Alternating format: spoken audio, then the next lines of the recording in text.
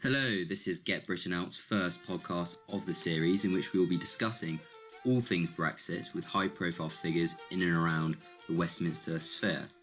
Earlier this week, we had the pleasure of talking to Robert Oulds. Robert Oulds is the director of the Bruges Group and author of Everything You Wanted to Know About the EU, but were afraid to ask. Hello, pleased to be with you.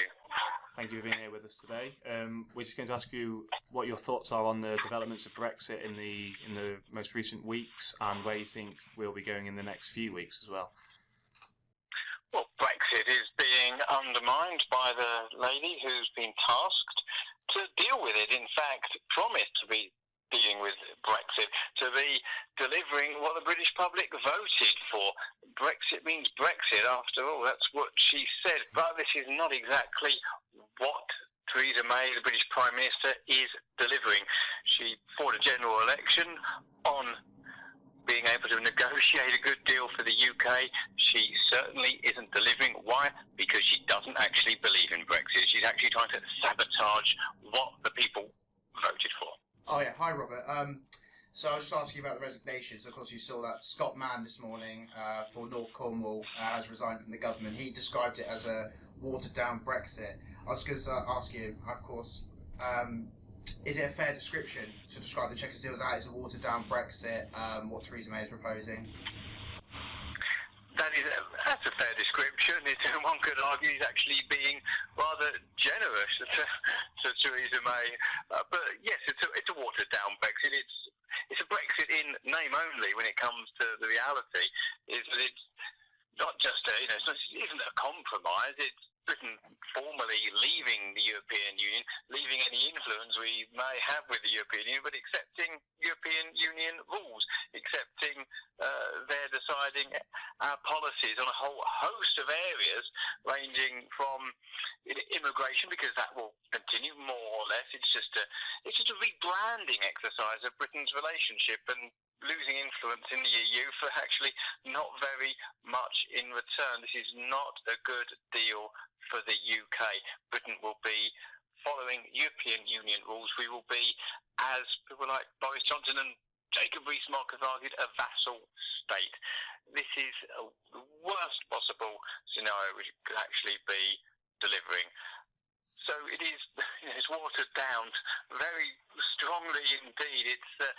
It's almost non-existent. It really is absolutely very poor show, and thankfully there are still some people in politics that have the credibility, that have the principles, that will put their career first. Unfortunately, it's not enough of them, but all power and all respect to those MPs that have decided to no longer take the government's shilling and, of course, even in some cases resign positions which are unpaid as PPSs to private secretaries to ministers. But they're putting the country first, and I think they're on the right side of history, because as we've seen from the opinion polls, people do not like this deal. We've seen a collapse in support for the Conservatives. People will not be supporting those who are seen to break their election pledges and undermine what nearly 70% of Conservative voters actually want, and that's a real leave from the European Union, a real exit, a real Brexit, where we'll actually be taking back control. And that's the key issue. We don't want the European Union having the control.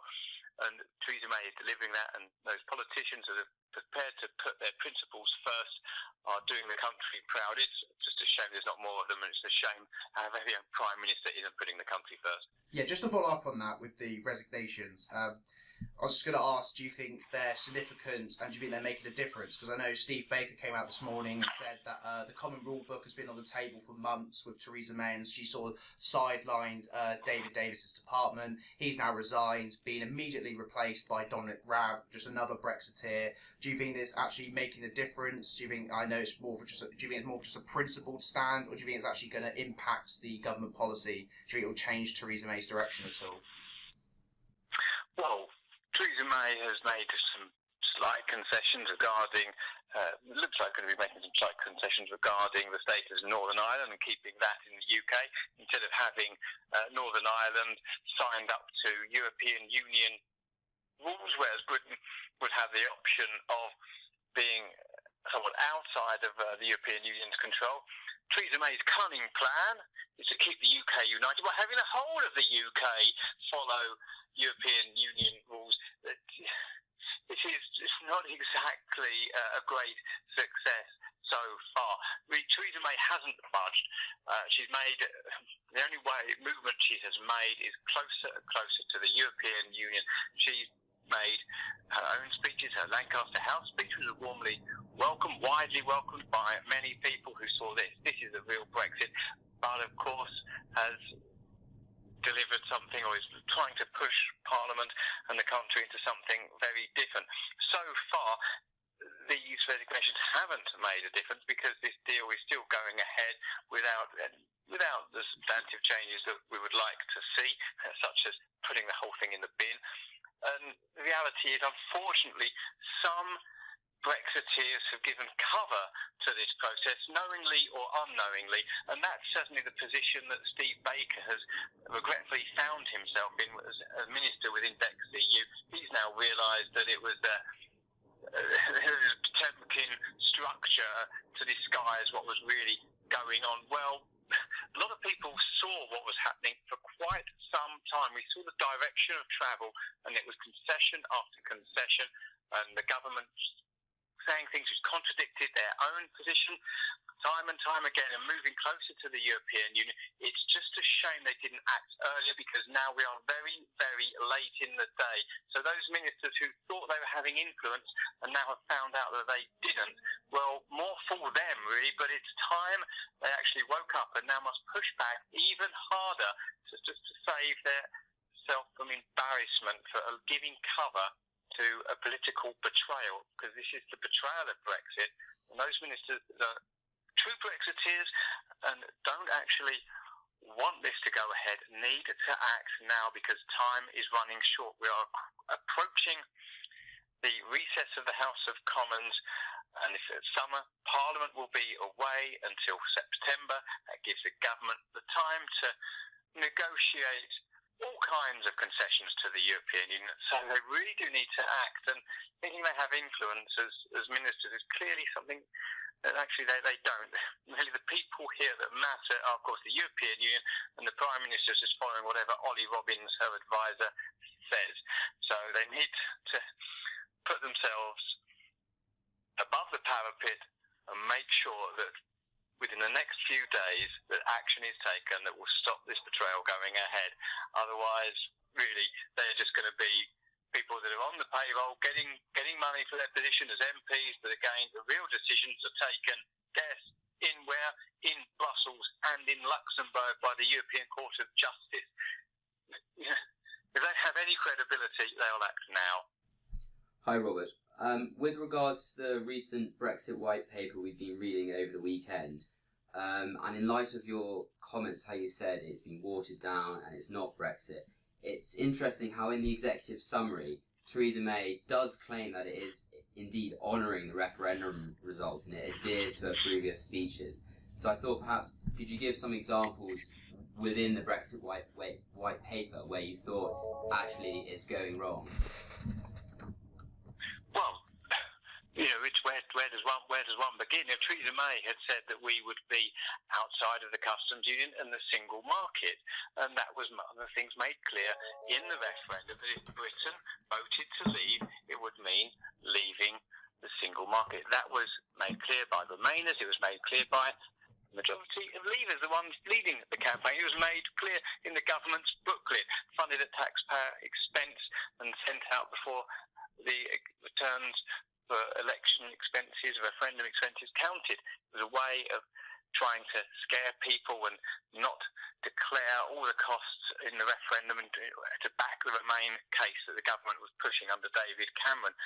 What is now happening is, okay, we'll formally be officially outside of those structures, but the fact remains is that we will be following judgments by the European Court of Justice, will have a role in interpreting the European Union rules and whether Britain complies with them, and we must follow these rules, effectively word for word. So officially we'll be outside of these structures, but the reality is that we will be doing as we're told. That is a very, very embarrassing, really. It's shameful status for the UK.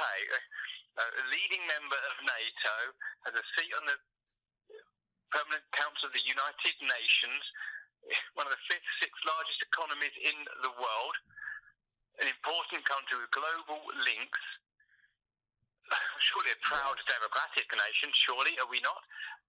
Yet we will be following what the European Union is telling us. This is a major divergence. And for Theresa May, in her forward to this document, to claim that it's delivering Brexit we voted for is just preposterous and shows why the public now, according to the opinion polls, do not trust her to deliver Brexit. That is quite clear. She has lost all credibility, if she ever had it, because it certainly blew it during the election campaign. And yet she's now saying that, nothing has changed. Nothing has changed. Things have changed. You've changed. Theresa May has changed. She's sold us out. She's broken her word. And that is clear for all to see. And that is what has damaged trust in her as Prime Minister, and regretfully has led to a situation where the Conservative Party are losing support in the opinion polls. If Theresa May is determined to stick with this, or if the Conservative Party is determined to stick with her, it will mean a Labour government, according to the polls. That's quite clear for all to see, because she's alienating the very people that have worked hard and put her in the position she now occupies. And to betray those people, the Conservative Brexiteers, most activists and members and Conservative voters throughout the country, will actually damage the Conservative Party for a generation. She has now taken the mantle of being the worst post-war Conservative Prime Minister, apart from John Major. She has now taken that. That is quite clear, and it's embarrassing for all to see, particularly her. But she will be the ones that are paying the price for what she's done, and actually pushing Parliament into voting for a Brexit that is not actually a real Brexit. It's watered down, to say the least. To play devil's advocate, people like Michael Gove might say, well, at least we're getting somewhere, even if it is Brexit in name only, even if we're getting a toe out the door, perhaps we can renegotiate further how we would like it down the line. So what would you say to people like that, those Brexiteers?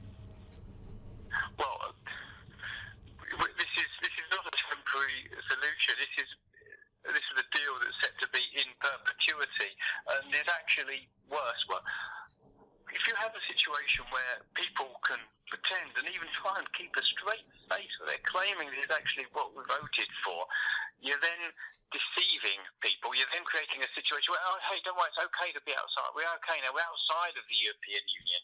You don't have to worry. And then we'll find ourselves drawn ever and ever closer in, if it's not much more possible to get closer in. Theresa May wants us kept in justice and home affairs measures, the European arrest warrant, aspects of the European Union that are only just emerging. The EU military, which is just being put together now, known as PESCO. It's a whole host of military schemes that Britain's already partaking in and signing up to more.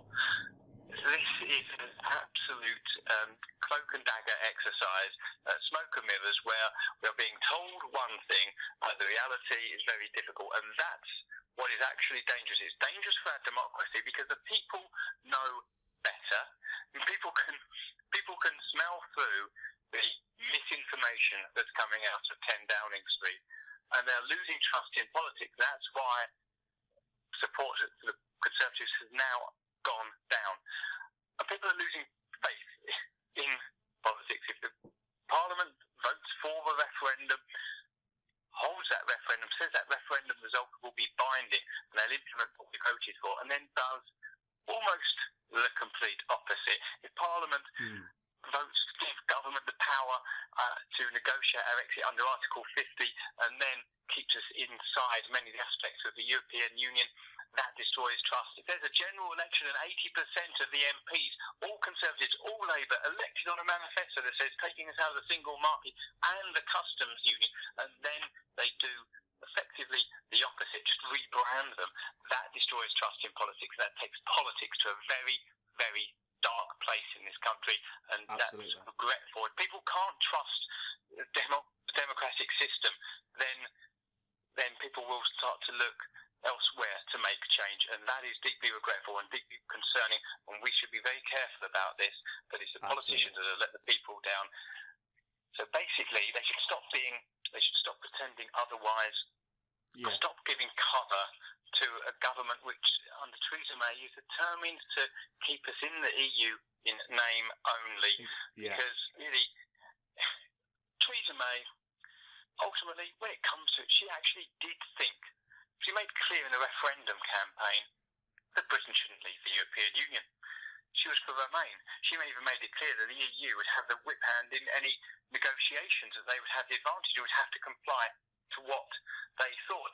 Goes to show that Theresa May was right when she said it would take a Brexiteer to deliver Brexit. She never actually believed in this in the first place, and believed that we were going to lose in the negotiations. No. So we were always going to battle. So it's no surprise that we've lost. We should never have had this woman in this position in the first place. She made it clear, according to her own words. But people like Michael Gove know better. They know that Britain's in a stronger position, that Britain can do better, and Britain should strike out and do better itself. So they have no excuse for the sellout and giving political cover. In some sense, those who are real Brexiteers and do know better are worse than poor Theresa May, who's, well, unfortunately, she's not the brightest, is she, really? So we're not surprised that we're in this situation. But surely, Michael Gove, really, you can do better. It's time you spoke for this country, really, and just did the honourable thing and stop this. He could stop this happening within days because he has credibility and he has the ability to reach out to people. He has the ability to put this ever so succinctly, but he needs to be a lot firmer and needs to put the country first before the short-term interests of his career. And who knows, perhaps by forcing a change in government policy, it might actually help him out. But he needs to step forward and do the honourable thing. Yes, absolutely. It's just such a shame that our political class don't have the faith in this country that the great British public clearly do, and that they demonstrate on the 23rd of June 2016. Robert, Donald Trump's been over. He was over last week visiting the UK, and Theresa May had the gall to stand beside him at a press conference at Chequers, where she declared that UK would still be able to strike a free trade deal with the US. Is this your interpretation of the white paper? Because it's certainly not ours. Theresa May will say whatever is convenient for her at the time, and as one of the worst things about politicians are people that would do that. It would not mean that we would be setting the white paper we would be setting up, if indeed the EU accepts it, because no doubt they'll push for more concessions, will mean that Britain would have this complicated system, would have to be following the EU's trade policy and their regulatory policy. Absolutely. It doesn't give us the flexibility that we need. That's quite clear. She's actually contradicting aspects that are actually put in black and white in her own government's white paper. Yes. And no one trusts her anymore, and she's got to stop. She's got to stop doing this misleading things, because it will reflect badly on her and on other people, which is deeply regretful. But she's got to stop trying to kid the British people. Yeah. Absolutely. And could you just sort of outline for our listeners just why a trade deal with the US would be so beneficial for the UK? I mean, they are clearly, obviously, a very important trade partner as it is, but it's necessity to have an FTA with the Americans to facilitate this trade even more. The United States is a massive market, and it's a growing market. It's under Donald Trump. It has been restored. It was stagnating under Barack Obama. It is now the engine of growth in the world. It is speeding ahead. It's the strongest economy in the world. Unemployment is going down there. Investment is up. It's a great success story as a thanks to the policy changes brought about by Donald Trump. That's the reality. Whether people like him or not, he's putting people from all backgrounds back to work in the United States, and we need to have good trade links with America. It's the biggest foreign direct investor in the United Kingdom, and likewise, the UK's biggest market for investment is the United States. We are on the same economic cycle. When both our countries are doing well, the world is doing well. When each is doing well, we are helping the other to succeed.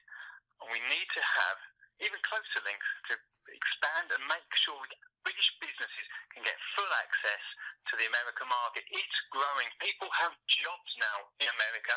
They don't in the European Union, which is an unemployment zone where youth unemployment is dangerously high, particularly in southern Europe.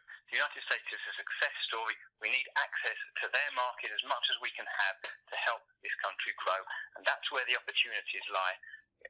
Not just in America, but in other countries around the world, but not in the European Union. We need to remember that according to the IMF, the International Monetary Fund, the next few years, 90% of global growth will come outside of Europe. We need to tap into that. We need to take advantage of those opportunities, not keep ourselves tied to this sclerotic, failing European Union model, which Theresa May seems to be intent on doing, because that's not where the future lies. We need access to other markets, particularly the American market, as much as possible, because that's the best way of making sure that British people, great British public, as you say, have good paying jobs, not this cheap labour economy where people are paid a pittance, which is the European Union model, which relies on importing cheap labour, robbing cheap labour from other countries. Exactly. That's the European Union model. Let's have a model where we get people back to work with good jobs, like what's happening in the United States now. Thank you.